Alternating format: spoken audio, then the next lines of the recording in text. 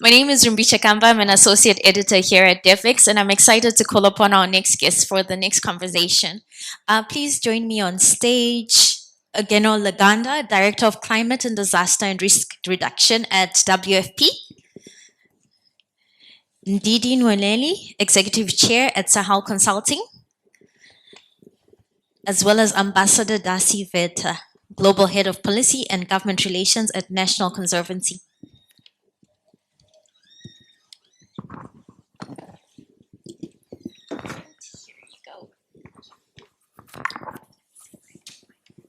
Thank you all so much for joining me. And the conversation today is an imminent threat to for food systems in a changing climate. And I think that description really characterizes what WFP has been saying all year. We've been receiving so many warnings, and you've characterized this as as 2022 as a year of unprecedented famine. I'm just going to start with you, Gernot. Can you tell us a little bit of what you've been seeing and what you've been experiencing on the ground, and share with us how climate change has been affecting this famine and fueling this famine? Thank you very much for the kind invite. It's good to be here. Maybe I would start with the notion that as long as I have been working in the humanitarian system, which is about 25 years, I've never seen acute hunger that was as bad as we have it in parallel with this COP.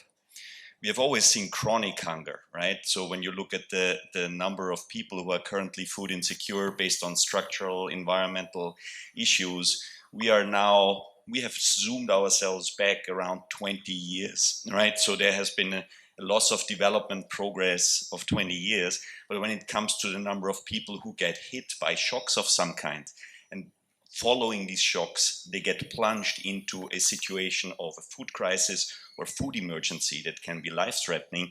We've never had that many. So just in comparison, 828 million people are currently chronically food insecure, but 345 million people are in a food crisis or emergency that requires external assistance. And when you look at what drives this situation, which really has, I would say, doubled the number of acutely hungry from 2019 to now. We had in 2019 only 135 million acutely food insecure. Then there are three factors. Those are conflicts, those are costs, and those are climate drivers. And out of these three factors, climate is really a meta driver. It can drive the other two.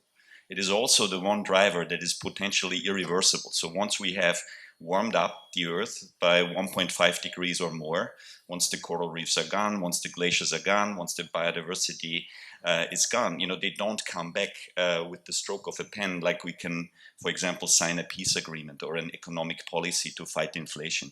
So right now, as we are, I think, looking at the world from a climate lens, we are concerned about climate basically putting more heat under this kettle and driving the aid system to a point where it is actually not able any longer to deal with that runaway train. So that runaway train will be fragility, it will be displacement, it will be starvation. And we have about a decade, I think, to build the systems that get us ready to deal with this, because if we do not invest in this now, then in about 10 years from now, when I personally think we will have passed that 1.5 degree warming target, we will see an aid system that is not able to cope with the trend. The numbers are shocking, and these are numbers that I hear quite often, and I think many people in this room hear these numbers quite often. And you always ask yourself, are people listening? Are people hearing these numbers? And do we actually see action towards this?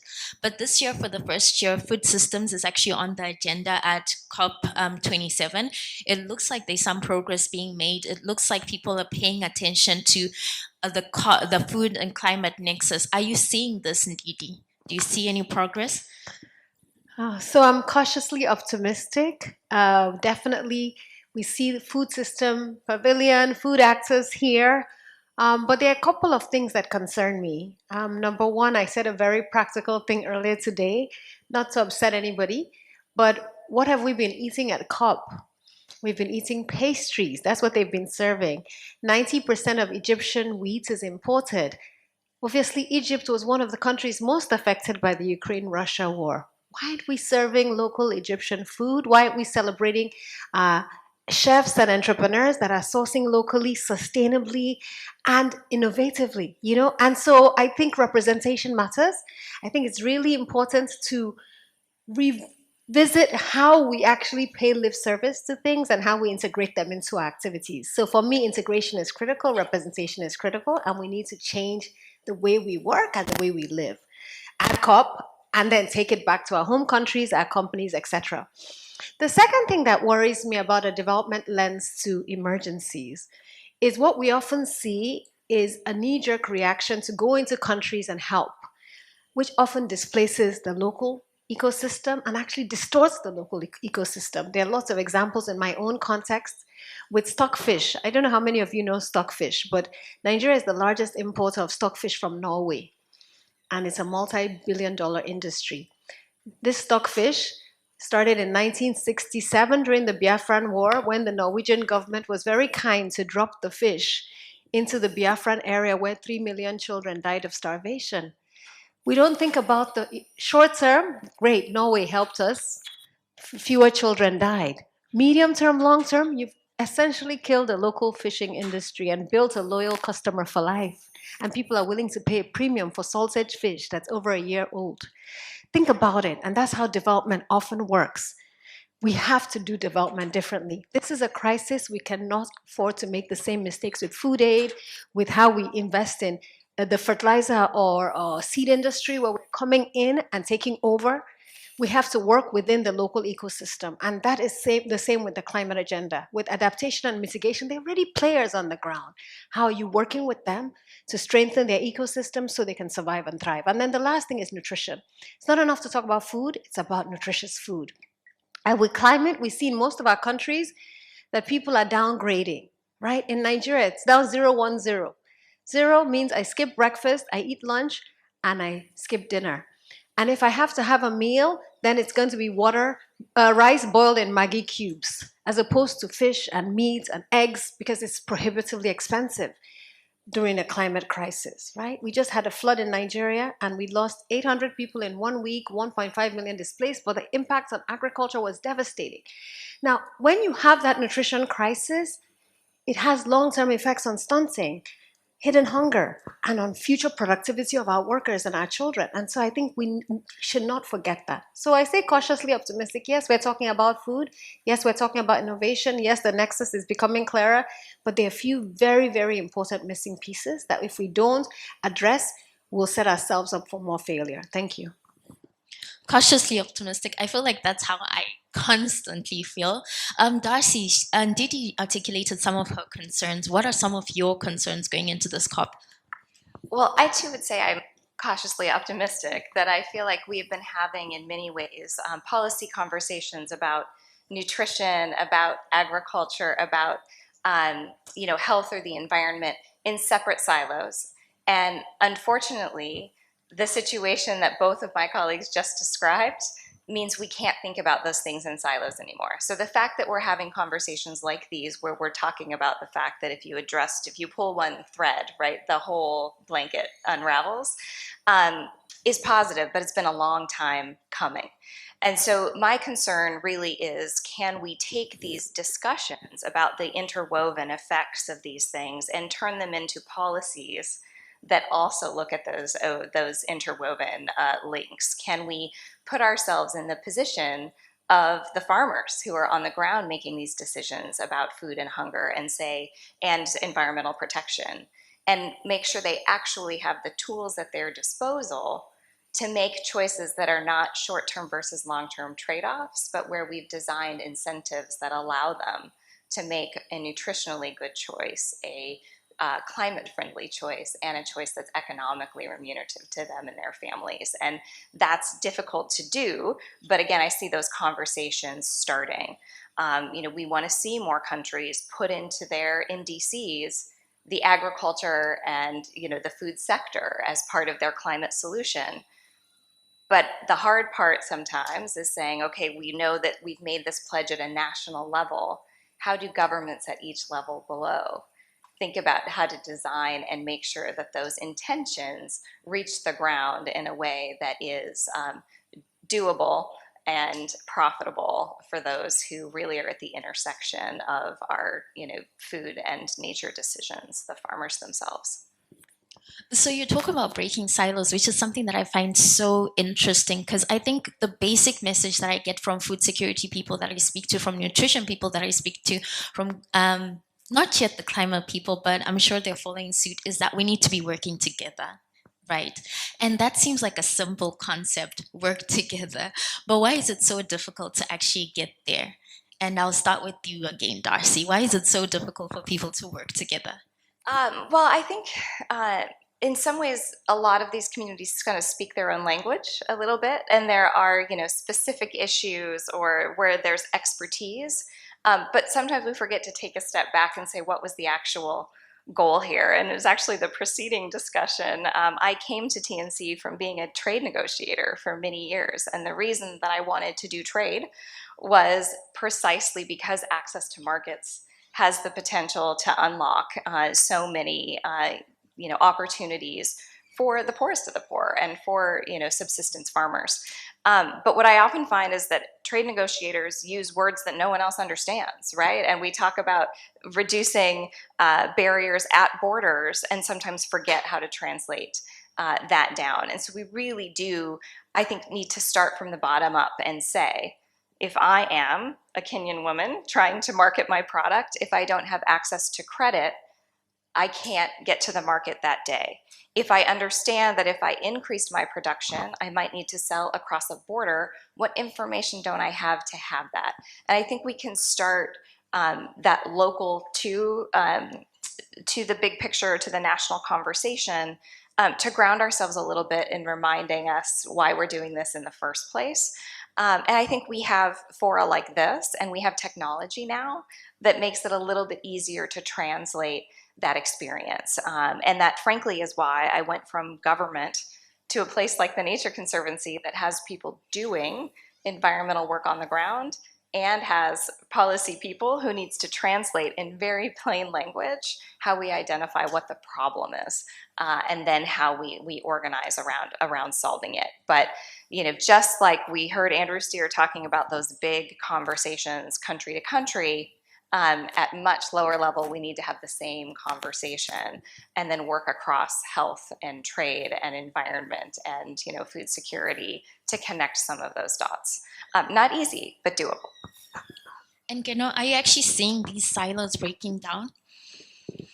To some extent, I would say that the closer you get to the community level, the less silos you have. We work in an international aid architecture that is quite fragmented. When you look at a lot of the systems through which climate finance gets channeled, there is one predominant model, which is to channel it through governments. But when you look at the front lines of the climate crisis, when you look at people that are trapped between climate conflicts, inflation, those are not the places that have climate policies that really trickle down to the local level. I mean, we're talking about Afghanistan, Yemen, South Sudan, places where you have conflicts. So the more fragility you have, the more important community-driven, community-based mechanisms to implement climate finance are there in these places when we work more directly through schools, through cooperatives, through community groups. I see less fragmentation. But when you look at more I would say, the official climate finance norm, then usually the world is divided in a humanitarian sector, into a development sector, into a climate sector.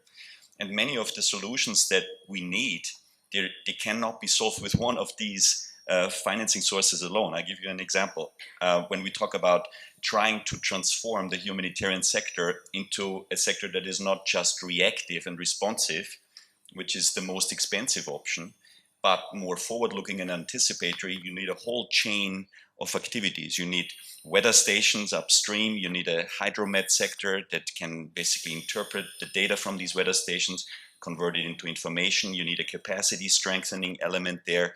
You need to define triggers and thresholds. And then once these triggers and thresholds are met, you need a humanitarian system that can basically trigger based on a forecast rather than after it's too late. And if you want to build a chain like this, you need to couple development money, climate money, and a smart humanitarian system that can work based on forecast and projections rather than a reactive system that is also in a way disempowering, because when communities that have formerly been self-sufficient are all of a sudden dependent on charity, we can do better. I think we can basically enable and empower people with cash or food transfers before they get hit and help them make their own decisions on what they need.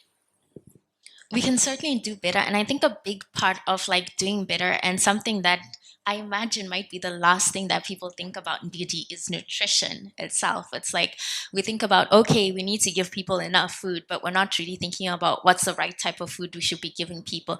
How do you ensure that that agenda is also embedded in this climate solutions?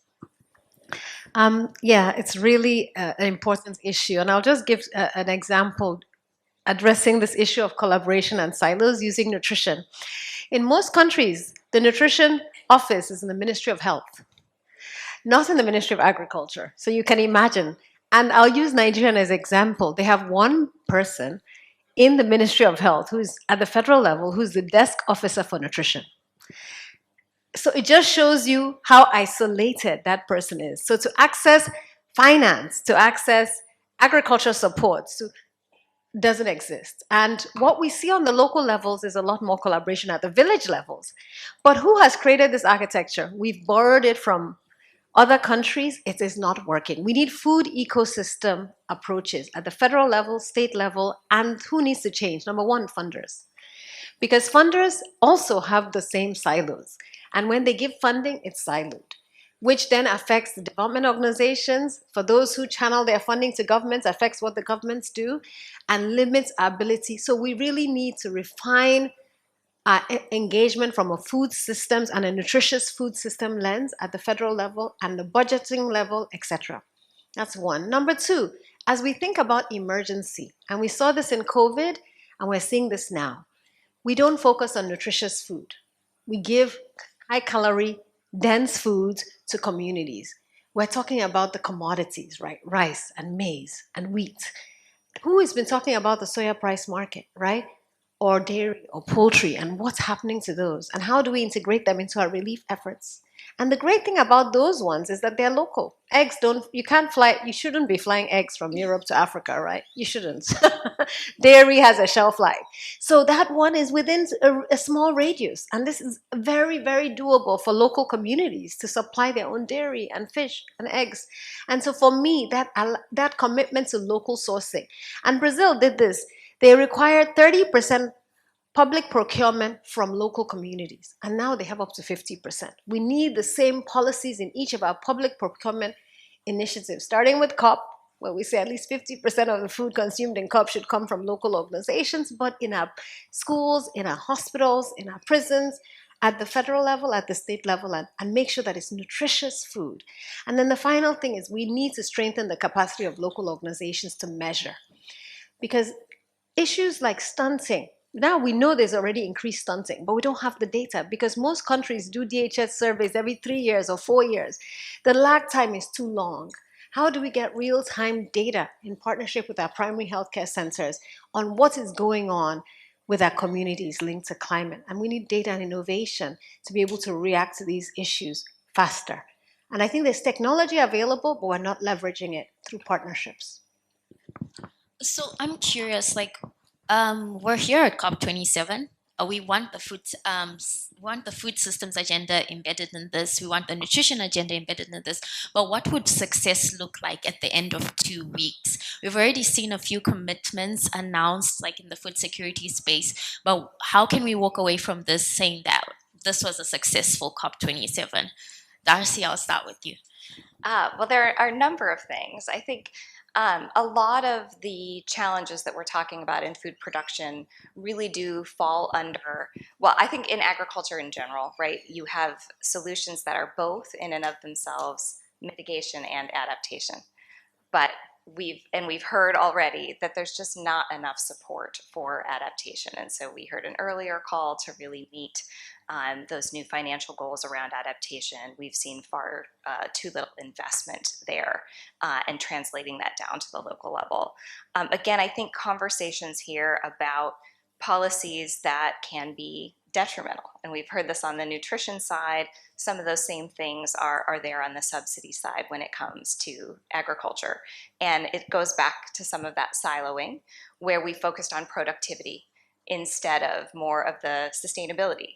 So you will have policies where you may not be able to participate in crop insurance if you're trying new techniques like intercropping or adopting cover crops. We need to make sure that farmers still have access to safety nets if they are in fact adopting more sustainable practices.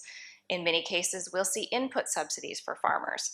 Those are often chemical pesticides and fertilizers, certain seeds for commodities, but less of that support is available for techniques that would fix nitrogen or find alternatives to using chemicals, or seeds for more local crop staples that would help farmers to diversify their operations and provide local nutrition while also participating in international markets, which makes them less volatile to shocks in commodity prices or weather events.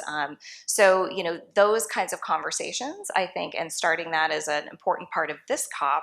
But I would also say it's an important link to the next COP, which is just a few weeks away, talking about biodiversity and that what we can be doing with our support systems that are both climate and biodiversity friendly. Okay. And what would success look like for you? I must say that we follow the agenda on loss and damage very closely, because the humanitarian sector was neither built nor financed to absorb shocks of such a scale or magnitude that we see currently. So we believe that we need to invest much more financing to avert, minimize loss and damage before it happens. That humanitarian aid is really the last resort. It's always a failure when our trucks are rolling, when our airdrops are coming. It's a failure to predict, it's a failure to protect, it's a failure to prepare. So we are hoping that there will be a lot of investment going into systems that can help to manage climate risk for the most vulnerable. I'm also hoping that we are going to start with the most vulnerable first. So when these big announcements are being made, we don't want to see 80% of all climate finance go only to countries that have not the same degree of fragility as where the most vulnerable people are at the moment trapped. So we're hoping for a greater focus on the most vulnerable and for more investment in systems that help us avert and minimize loss and damage, with whichever financing is currently in the system. It can be development finance, it can be climate finance, it can be adaptation finance, but this needs to happen now. Thank you. And yeah, I guess it would be nice to see WFP taking a break for a while, not having to roll out any trucks to any country and basically just spend a little bit more time at home, right? But Ndidi, what would success look like for you? Thank you. So there are three things I'd like to see. The first one is more transparency and accountability. A lot of commitments have been made. I would love to see a database and a tracker every week that says this is where we're going, this is what has been done for the masses of people, not the inner circle or the inner caucus. The second is that I would love to see more collaboration. I see DJ sitting over there, Friends of Food. They are one example of an organization that's opening the white tents for all groups working in food to partner to really move this agenda forward. And we need more collaboration. We need to leave our egos and logos behind and work with humility, integrity, and vision. So I would love to see more collaboration. I'd love to see us measuring those collaborations and celebrating the successes that have come from those collaborations that break down those silos, because I think it's really important. And the third and the hardest, I'd love to see local organizations at the forefront. Bridgespan Group did a survey that looked at funding to Africa between 2015 and 2019. Of the $9 billion that went in philanthropic funding, only 5.9% went to local organizations, right? The same when you look at research For malaria, I think it was $1 billion, 1% went to local organizations. We need to end that. At COP, it's almost like there's climate financing. Everybody's coming, trying to get a piece of it. The question is, who gets a piece of it eventually? The big boys. What about the local players who implement sustainably at lower costs? And how can we track it? And can we put a percentage? With all due respect to the large international development organizations in the room, please prioritize local organizations. Partner with them, invest in them, because when you have moved away with your trucks, they're still there. That capacity never leaves those communities. And we need to set a target for all this good climate money to ensure that majority of it goes through local organizations. So you said two things that I loved, and that's leave our egos and our logos behind, which is a line that I think everyone should carry, should be some sort of a hashtag. And in addition to that, you talked about climate financing and how it sort of feels like everyone is pulling for it. Everyone is like, we need financing for food, we need financing for this, we need financing and that. But at the end of the day, we should remember the person who actually needs the money, and that there's someone there locally who actually needs the money, and that we should make sure that the money goes to them. But in the last 30 seconds, I want to just ask you guys quickly. This is supposed to be an implementation COP. So they say, we're waiting to see if that actually works out. What does implementation look like? What should people do as they leave this COP? And how do we make sure that there's actually action and we're not just going to have discussions, commitments, and leave it there?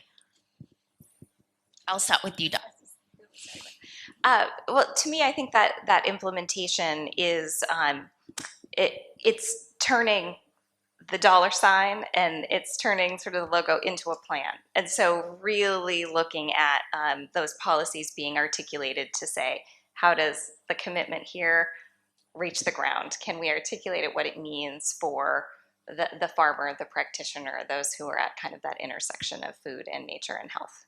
And Gernot? Well, it's actually three COPs on top of each other, right? There's the official negotiations, there's the trade fair, and then there is a network in between of organizations, like-minded organizations that are trying to do the right thing, that are trying to get climate finance to the ground as quickly and without any impediments. And so I think, when we all go home, we should have the conversations, or we should have had the conversations here that we need in order to progress on these priorities, regardless of whether the official process works or not. I think we can still make a meaningful difference if we all have the right conversations with each other, like this one, and if we then take away a concrete project, a concrete collaboration that gets the financing to the people who need it. I'm actually hearing a lot of that from the people that I'm speaking to, that if the official program doesn't work for us, there's still more that can be done if we just work together. And Ndidi? I completely agree with that. We all have our spheres of influence, all of us. I came here with my 15-year-old daughter. She's a climate activist. In fact, she's one of the reasons I came. And listening to the next generation gives me hope because they're impatient. They're not listening to our talk. They want less talk and more action, and it's going to start in our home, and it started already, but it's going to start in our communities.